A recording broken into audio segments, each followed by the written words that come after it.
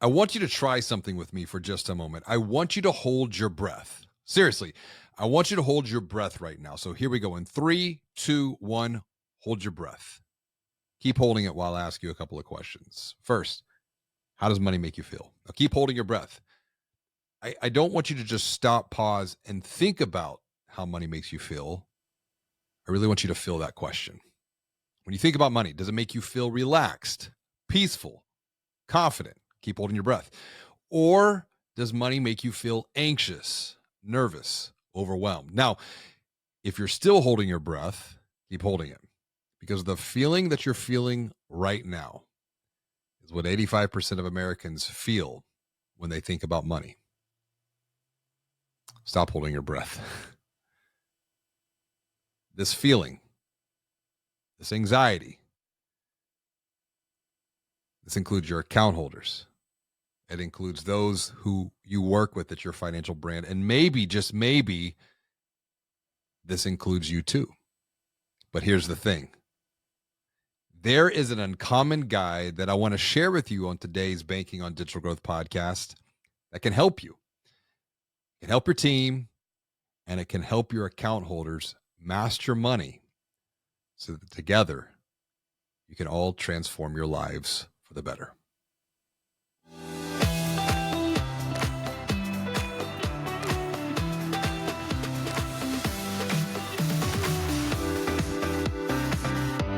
Greetings and hello. My name is James Robert Lay, and I'd like to welcome you to another episode of the Banking on Digital Growth podcast.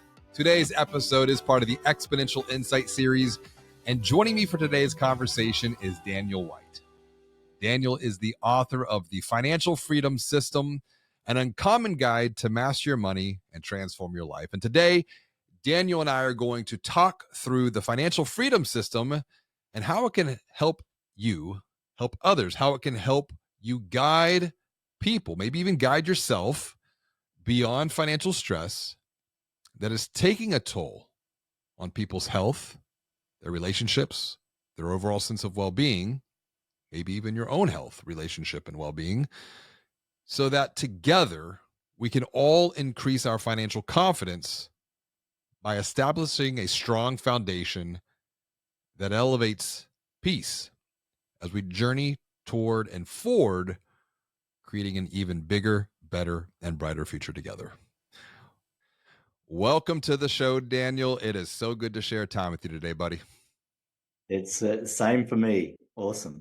I have been looking forward to this conversation since I picked up your book, The Financial Freedom System. Before we get into talking about this, what is good in your life right now, personally or professionally? It is always your pick to get started on a positive note. Tell me something good. All right. So I'm just about to buy a new office so I can move. I've been working from home since COVID, and I wanted to get a new space where I can move everything out of home. And that's super exciting. So I'm looking at properties now. And I'm just about to sign up a second EA. I've got one for personal life and one for business. So I'm very excited about that growth in the business. It's wonderful. You know, I know we're both in the strategic coach world, and the thinking of who, not how. When you can find who's to your how and stop worrying about the how, it really is a transformative perspective. And it is my hope that with your book, The Financial Freedom System, you become a who for those who are looking to increase their financial confidence. And I know this book it's an uncommon guide to master your money and to transform your life. Why write this book, and why now? So it was my story how I got out of all the stress, the fatigue, the drain from financial problems and worries, and then I started teaching it to clients, and it became part of my foundation series that I work on different aspects of people's lives. And the reason now, coincidentally, I was preparing it before COVID, so it was perfect timing because people started to realize, hang on, I'm not as secure as I thought I was. Or if they were stressed about money, amplified. So it's a good timing for people to start to change their ways about their relationship with money, basically. So yeah, that's how it began now. Well, the way that you frame that, this is your story and your experience and the patterns that you have identified and that you're then teaching others to elevate their financial confidence, it does come back to reframing the relationships that we have with money. And you're Yeah. right. 85% of people in the United States are struggling with financial stress and financial anxiety. Mm. And can you take us back in time to a time where you were feeling that stress? What was life like for you back then? A lot of physical tension in the body, Mm, a lot of sleepless nights, wondering how I'm going to pay my bills or where's my next client coming from. A lot of no, not grabbing reality. Money is just a tool. It's sure. just an exchange of energy. It's nothing special. It's just the way we exchange our work for other people's work, and in the form of money. So it's all the stuff that's been layered on top of money that's causing all the problems for people.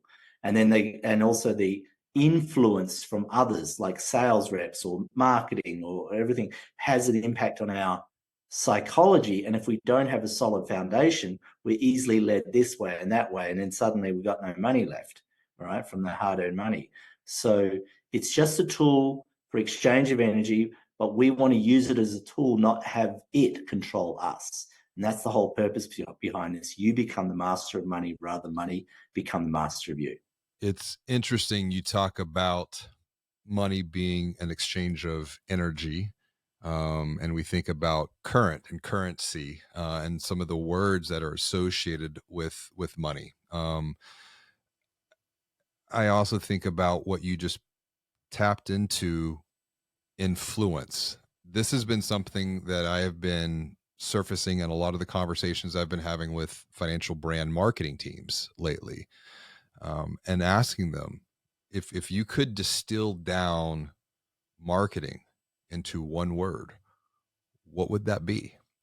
And a lot of them will reply back the tactical side of things. It's ads, it's email, it's social media. And I'm like, well, those are aspects of marketing. But if we go down to its core, marketing is one thing. It's Influence. influence. Yeah, 100%. And it's I find it fascinating that there are financial marketers who are not thinking with that perspective.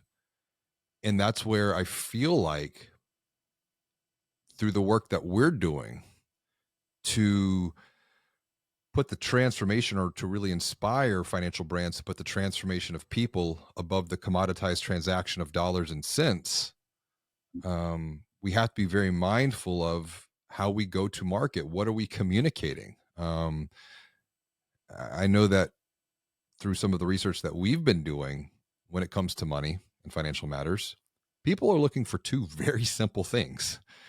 They're looking for help and they're looking for hope. Mm. And for many, hope has to come long before they're open, able, willing to receive help. And I think about your book, The Financial Freedom System. It is a book of hope. Um, and you touched on this too, relationship with money. And you mentioned you were experiencing a lot of tension in the body. If we go back to that previous time period, how Mm. would you define your relationship with money back then? It was definitely something outside of myself that controlled me, not the other way around.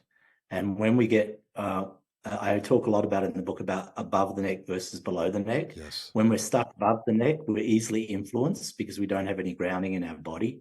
And so it's easy to get pulled this way or that way by something shiny and, oh, you know that, right? The squirrel.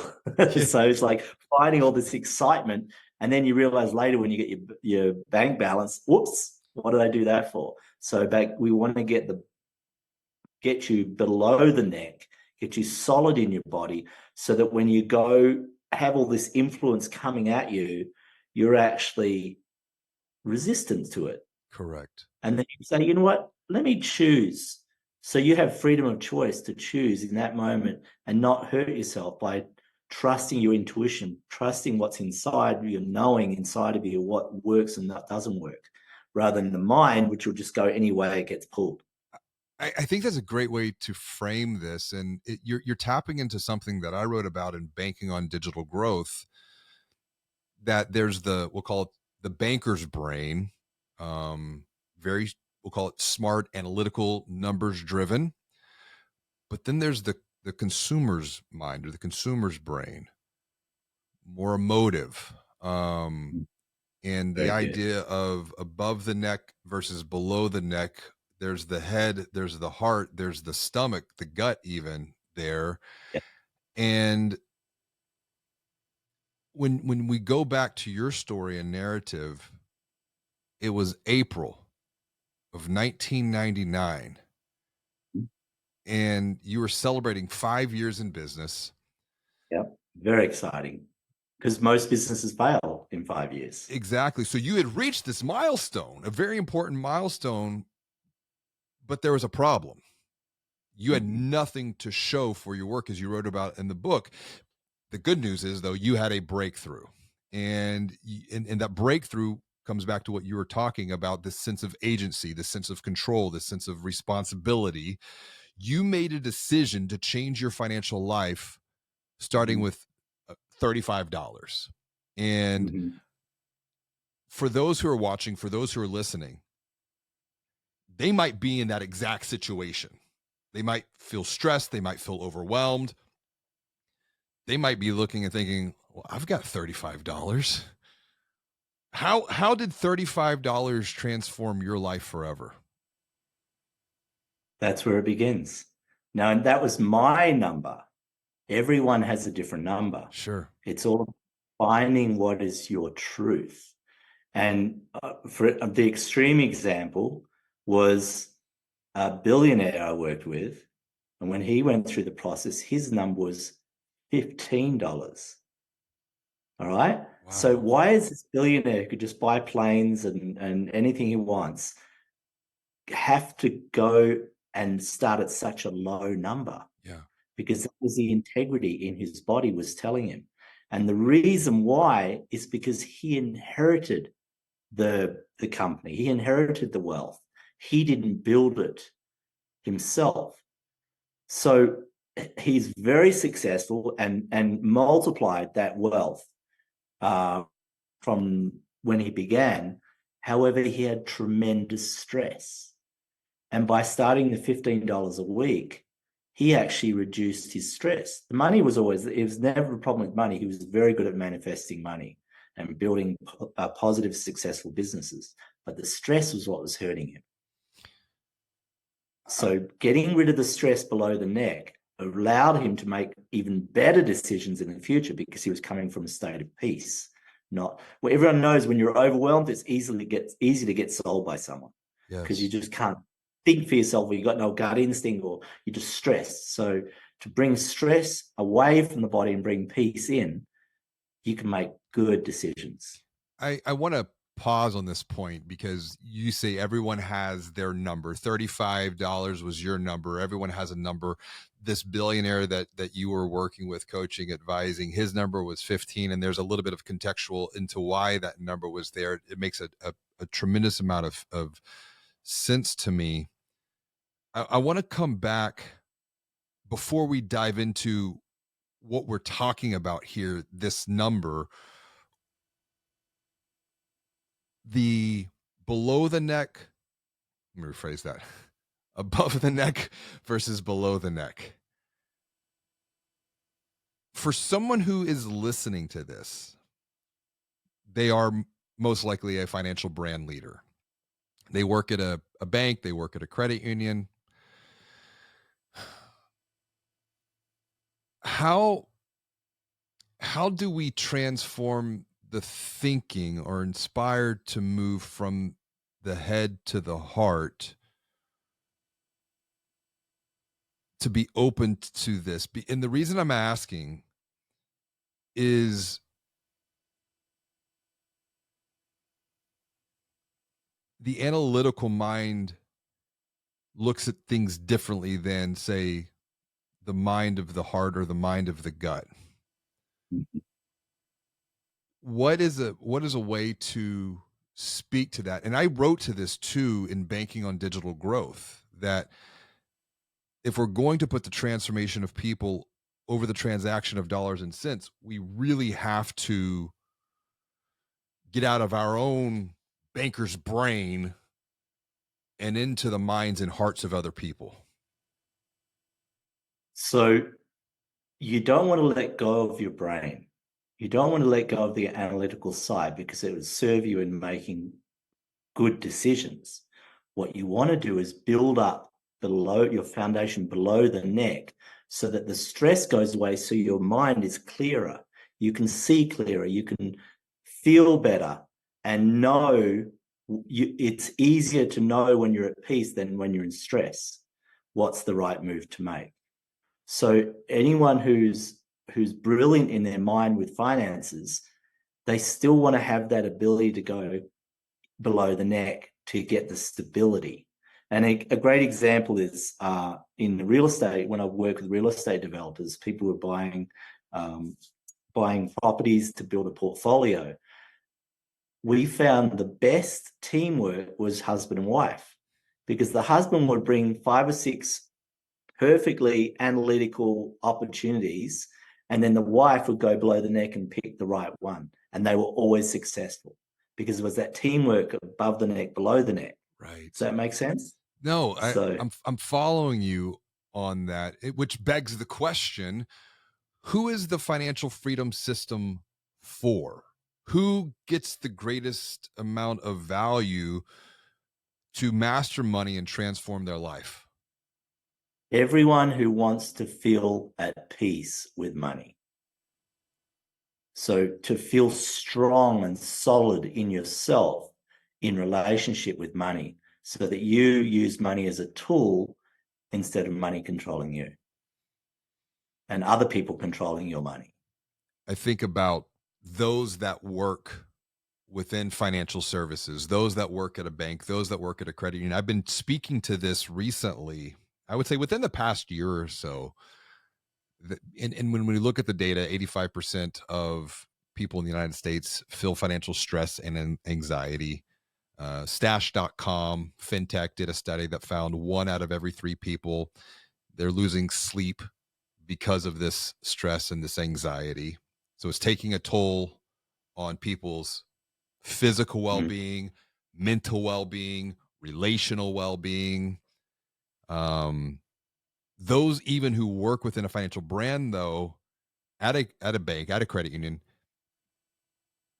perhaps there's even some imposter syndrome here or some additional stress, because it's like, I work in an organization who is here to help people with financial situations, and I'm struggling here myself. So then that's an exponential multiplier into some of the struggle. Morgan Stanley. Oh, go ahead. If you think of all those people working in the industry, if they were solid below the neck, they had this financial stability. When they're working with their clients or working with their teams, they're able to make better decisions because of the stability, rather than being stressed and running on numbers and not having any feeling of what's the right way to go or knowing of what's the right way to go. So building the whole team in, say, a bank or a credit union, where everyone in the team is solid, then they're going to be they become attractive to new business, because people gravitate towards confidence and stability. They don't really gravitate towards hype and ego and arrogance. There's sort of like, there's a tendency to be like this. And then they get upset if they're upset with themselves because they didn't listen to their intuition. What this is doing is building that solid foundation so that you can act on your intuition. Everyone gets intuition, but no one has the power to act on it. So by having that power in your body to be able to act on the intuition, if you're, say, in a meeting with the client at the bank, you're able to guide them in the best possible way for them, because you can see more than just the numbers. You can see in the relationship with the person and their relationship with money. I want to pause on this point, because what you're talking to here, I think, is very, very important to unpack that much further for those that watch and listen to this podcast. When you increase the peace of those inside your organization, you can then elevate and level up the confidence that is communicated. And if I go back to some of the thinking in previous podcast episodes that I've done on this idea of communicating confidence or confidently communicating confidence, that is a key element in today's chaotic world where there's a lot of financial instability. Mhm. Can we unpack this a little bit further of When the world is going crazy, right? yeah, Someone who is confident or grounded, they become attractive because it's like a breath of fresh air. I'm not being pulled this way and that way. I actually focus on connecting with this person who they become a leader. And they don't even have to hype, they don't have to sell, they just be themselves because people feel the solidity of it and they become attractive. that's the key. They don't have to hype and they don't have to sell. And I hear a lot of times within financial brands, particularly community institutions, community banks, and credit unions, there is sometimes a resistance to quote unquote selling. And one Mhm. of the methodologies that we teach, it's 4 simple words: help first, sell second. And it is Mhm. embodying the role of the helpful and empathetic guide.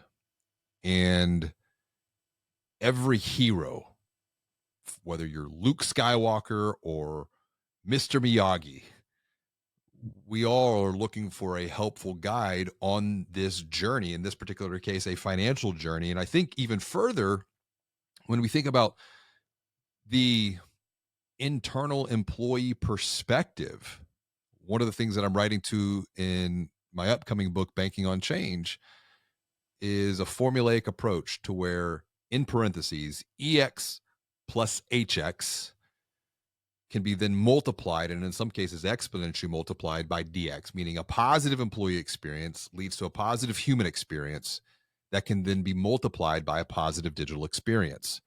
But it all starts with the employee experience. And Morgan Stanley notes that, quote, over the course of a year, a full-time employee may spend more than 156 hours or 19 and a half days distracted from work because of personal financial matters. Based on the average hourly wage, you could effectively be paying financially stressed employees $3,922 or more each year to fret about money on the job. So then there's this whole internal perspective. And now I know something else too that you've shared with me of who you're looking to help with this is families. Mhm. And I think also about community financial brands, credit unions, community banks, and the potential for them to help strengthen families within their communities in Yeah. entirely new ways. Can you expand upon the family perspective here, going beyond just the internal employee perspective? Well, when I've worked with families to build their foundation, their financial foundation, it's incredible the feedback I get. Like one family, it stands out.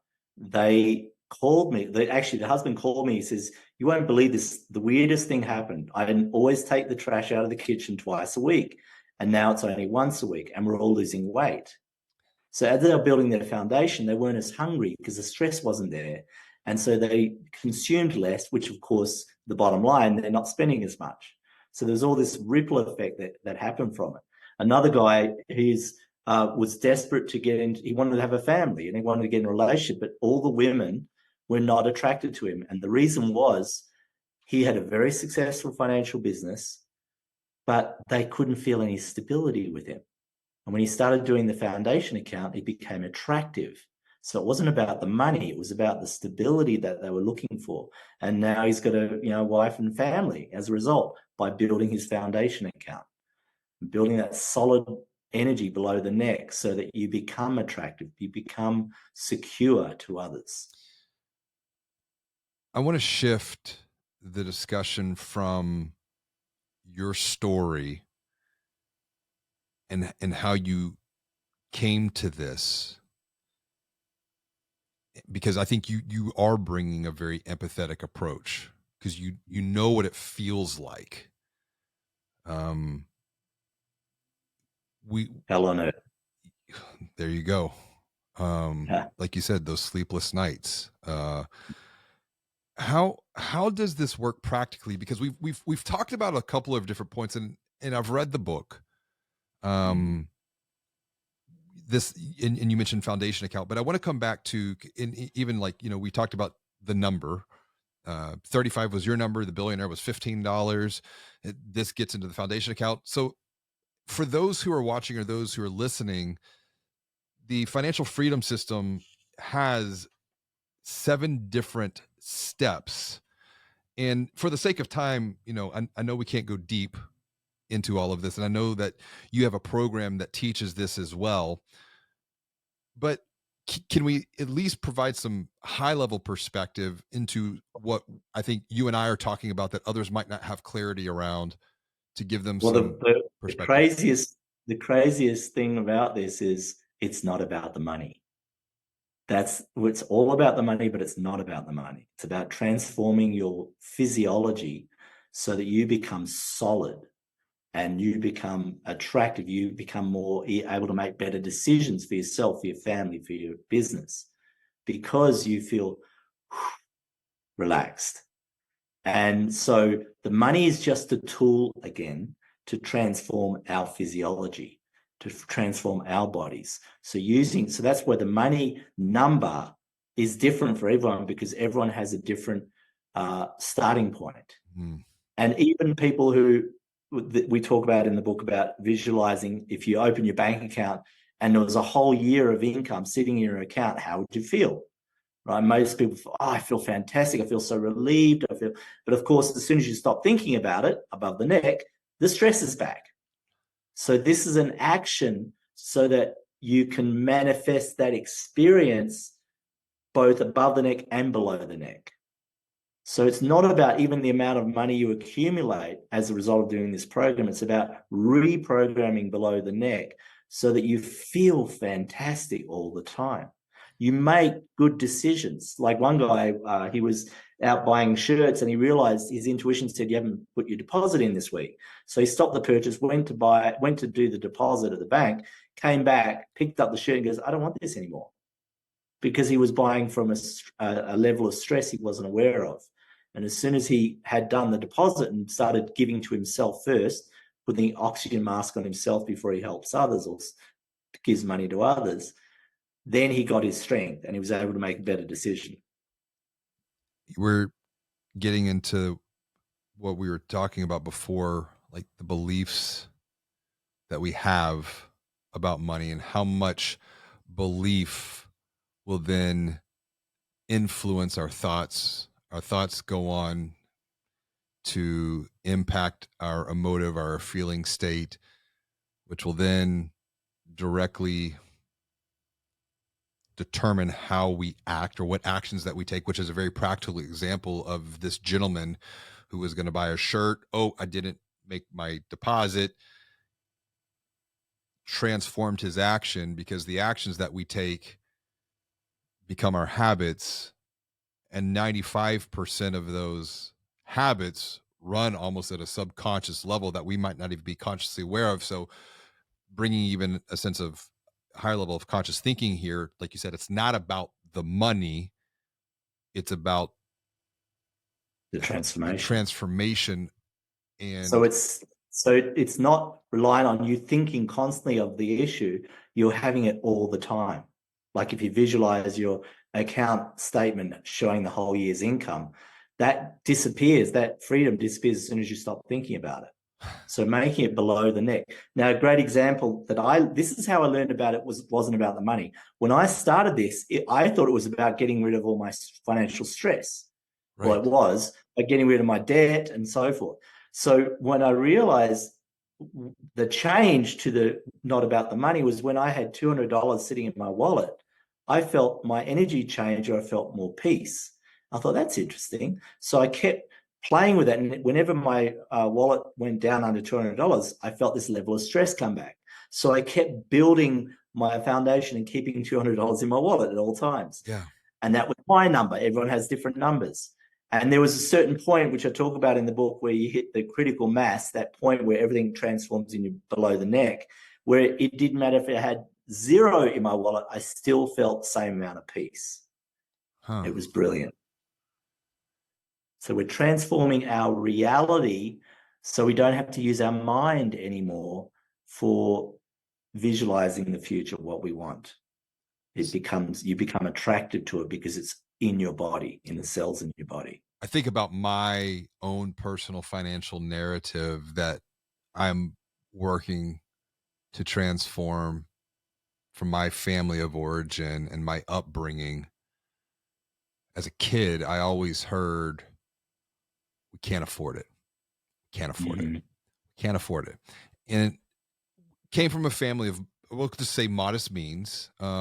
Always had food and, whatnot, but just that record and some of the decisions that I've made over the years to act out against that haven't always been a positive decision. It might have been a temporary A rebellion, right? yeah, Against the right. And it might have been a yeah, we've all temporary done it. pleasure, but you know, Yeah.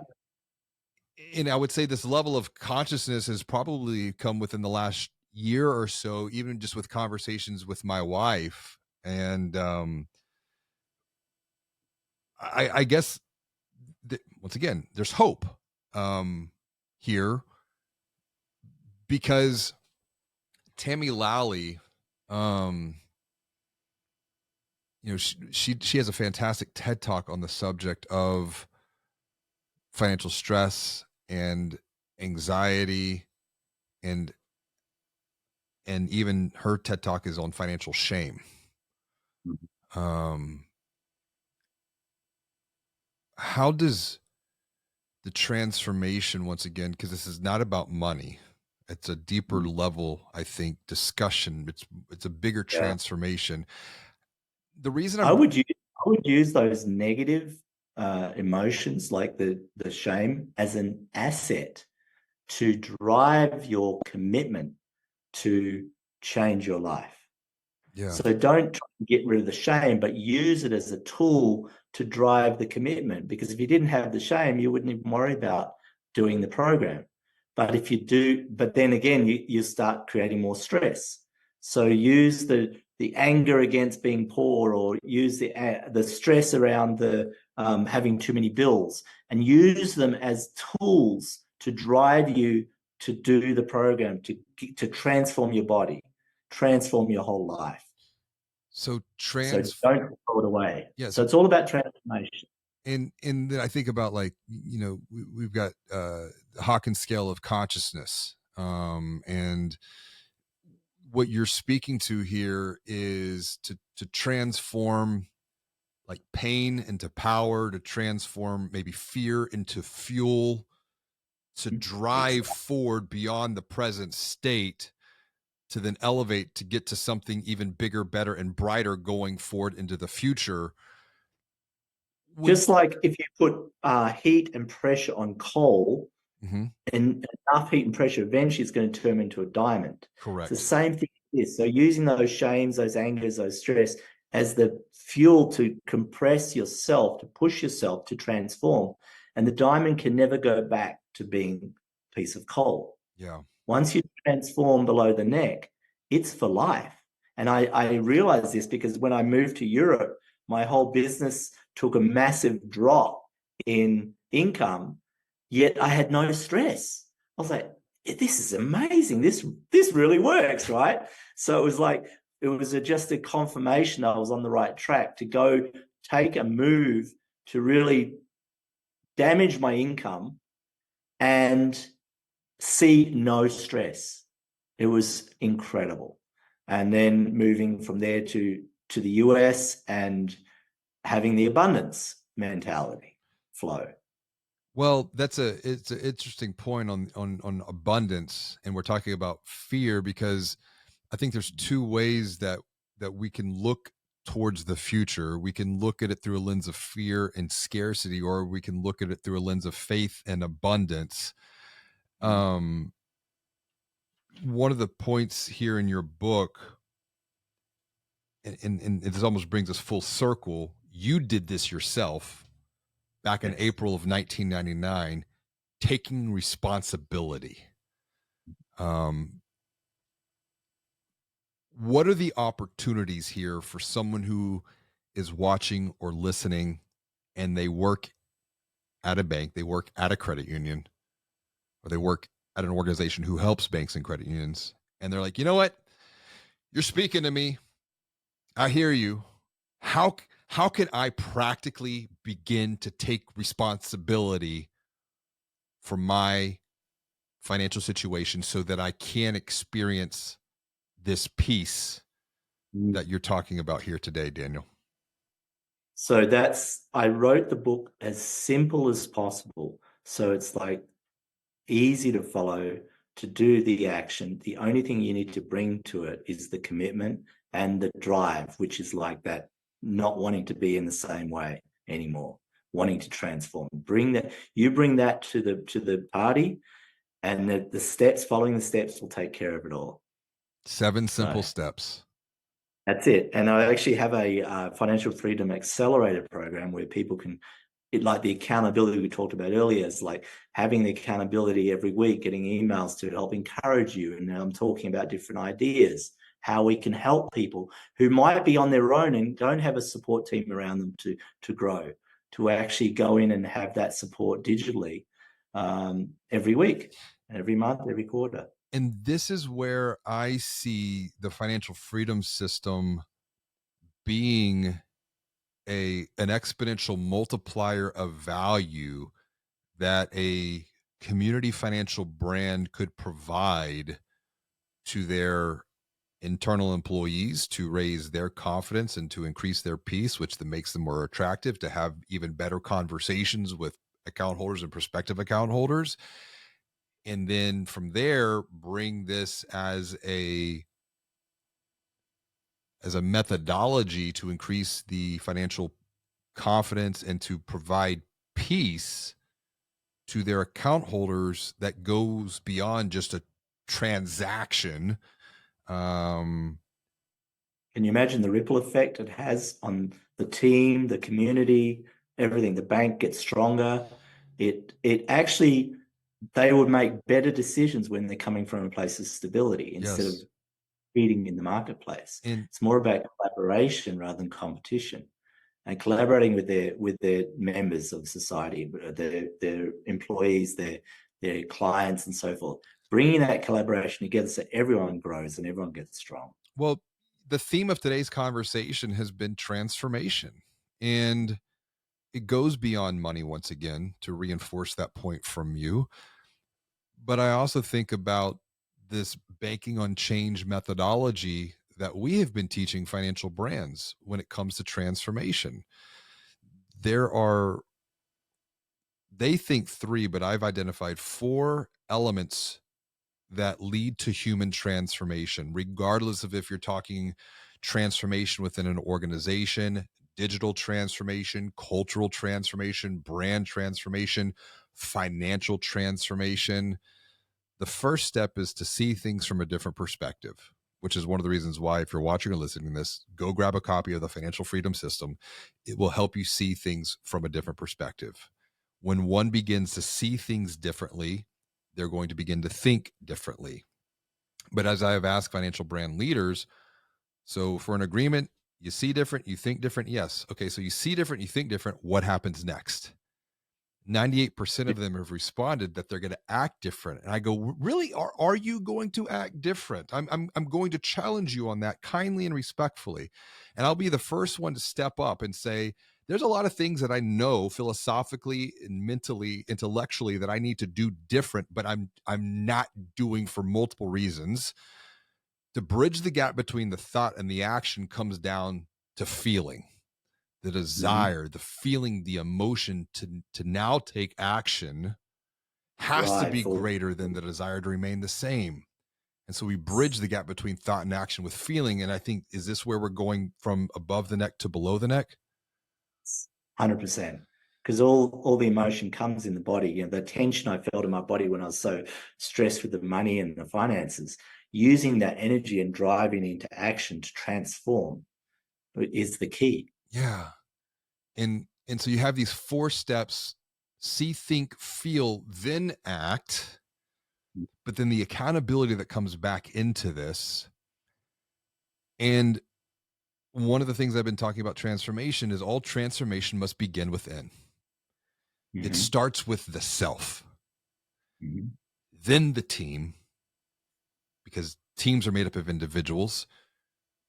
You transform the self, you transform the team, you transform teams. Now you're transforming the entire organization. You transform the organization. That transformation can then spill over into the lives of account holders, and then from account holders into communities, their families, the families, the ripple effect right there.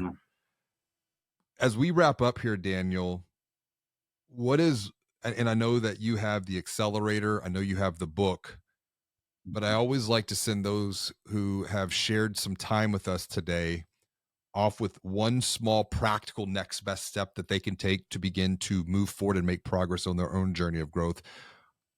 What would that one small next step be that they can do right now? What I did was, when I decided, is I grabbed a Ziploc and I grabbed some money from my wallet and put it in there just to start the process. And in 2008, when the global financial crisis hit, people were asking me, they lost confidence in the banks, which we want to get back, right? And so they asked me for a new way. So I created the box instead of the bank. So there's 2 methods which I talk about in the book. But having that power to hold your energy and not let it leak out. This is a big thing. When we leave out, there's an energetic shift when you close the, I use an old spaghetti jar when I was experimenting with this. When you close the lid and have the money inside, it holds the energy. Whereas you leave like a jar with the lid open and the money's just piling up, it loses energy. So you want to contain the energy. So contain your finances, right? Get control of them. Get real with them. Don't avoid your financial situation. Look at it and deal with it, and use that reaction to drive you to transform your life. There you go. What a great way to wrap up here, Daniel. If someone is watching, if they are listening, what is the best way for them to connect with you, to say hello, to reach out, to get the book, to join the accelerator? Yeah, they can just go straight to danielwhitecoaching.com. I think it's /community or this accelerator, and go from there. Connect with Daniel, learn with Daniel, grow with Daniel. Daniel, thank you so much for joining us for another episode of the Banking on Digital Growth podcast. This has been a lot of fun today. It's been a lot of fun, yes, for sure. As always, and until next time, be well, do good, and be the light.